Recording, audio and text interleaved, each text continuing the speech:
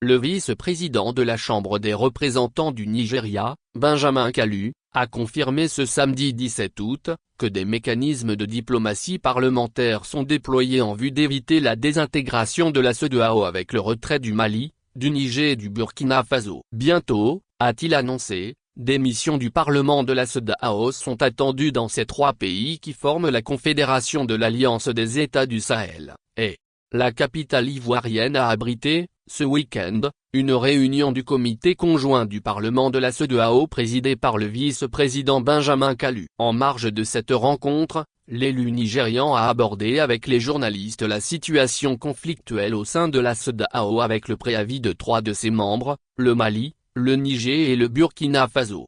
Alors que le sommet des chefs d'État de l'organisation ouest-africaine a mandaté les présidents sénégalais et togolais pour mener des négociations, le Parlement de la CEDEAO ne veut pas aussi rester en marge. L'objectif ultime est d'éviter le retrait de ces trois pays de la CEDEAO. Convaincu que le dialogue conduirait à leur réintégration au sein de l'organisation sous-régionale, M. Kalu a affirmé que des lettres avaient été envoyées au gouvernement des pays concernés et que des visites de représentants parlementaires suivraient bientôt. Il existe déjà des mécanismes en place, à travers ce qu'on appelle la diplomatie parlementaire, pour les atteindre. Des lettres leur ont été envoyées et très bientôt, certains d'entre nous commenceront à visiter ces pays pour dialoguer avec les chefs de gouvernement, a-t-il indiqué. Nous allons leur ouvrir les portes pour qu'ils reviennent dans la famille et nous avons besoin d'eux. Nous leur dirons, par exemple, que, certes, ils ont peut-être été offensés par une ou deux choses, mais asseyons-nous à nouveau et discutons, a souligné le vice-président du Parlement qui craint que le retrait de ces États augmente les problèmes de sécurité dans la région.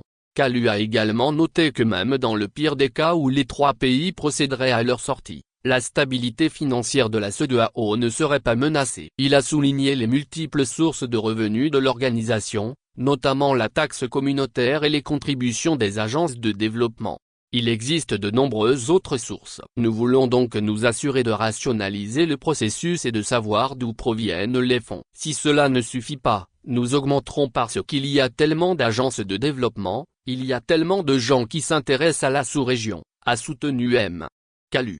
Il existe de multiples façons de collecter des fonds pour le Parlement, ainsi que pour la communauté, a-t-il déclaré. En plus de se pencher sur les sorties potentielles, le Parlement de la CEDEAO fait pression en faveur des réformes visant à renforcer l'indépendance législative. Le vice-président qui préside également le comité de révision constitutionnelle de la Chambre des représentants du pays, a déclaré que les lois régissant la CEDEAO doivent être mises à jour pour refléter l'évolution du paysage politique. Depuis des mois, il y a eu plusieurs appels des personnalités politiques et des dirigeants du monde appelant les pays de l'EA à reconsidérer leur position en vain.